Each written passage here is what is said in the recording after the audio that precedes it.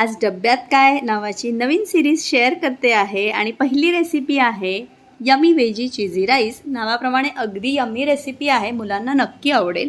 सगळ्यात आधी इथे भात शिजवून घेतला होता. बासमती राईस वापरला, आदल्या दिवशी शिजवून घेतला, त्यामुळे दुसऱ्या दिवशी घाई गडबड होत नाही आणि डबा पटकन बनतो. त्यानंतर एका पॅनमध्ये तेल गरम केलं, त्यामध्ये बारीक चिरलेला कांदा अगदी ब्राऊन होईपर्यंत परतून घेतला.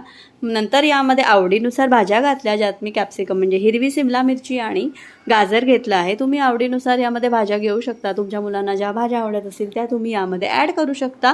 जसं की आपण लाल पिवळी सिमला मिरची घेऊ शकतो, ब्रोकोली घेऊ शकतो, पनीर, मशरूम, कॉर्न, जे आवडेल ती भाजी आपण यामध्ये घालू शकतो.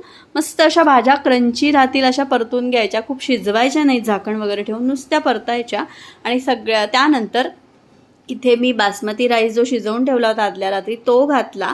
तो सुद्धा छान असा परतून घेतला. परतून घेतल्यानंतर सगळ्यात शेवटी यामध्ये आपल्याला चीज घालायचं आहे, पण त्यापूर्वी यामध्ये मसाले ॲड करते. इथे मी हळद तिखट आपले नेहमीचे मसाले अजिबात वापरणार नाही आहे, थोडं काहीतरी वेगळं करावं म्हणून मी यामध्ये चिली फ्लेक्स घातले आहेत अगदी थोडेसे. तसंच मिक्स हर्बसुद्धा घातले, म्हणजे पिझ्झा मिक्स जे असतं ते घातलं आहे. त्यामुळे अशी पिझ्झाची जशी चव असते ना तशी थोडासा तसा फ्लेवर येतो आणि त्यामुळे मुलांना तो खूप आवडतो. त्यानंतर थोडंसं बटर घातलं, अगदी थोडंसं बटर घालायचं, खूप जास्त बटर आणि चीज नाही घालायचं. फक्त मुलांना त्याची एक टेस्ट यावी एवढंच यामध्ये हे वापरायचं आहे. मी फक्त एक चीज क्यूब घेतला होता आणि तसं बारीक त्याचे तुकडे करून घेतले, ते यामध्ये घातले. हे घातल्यानंतर मात्र फक्त मिनिटभर परतायचं आणि हा राईस तव्यावरून म्हणजे फ्लेमवरून काढून घ्यायचा, नाही तर ते चीज मेल्ट होतं.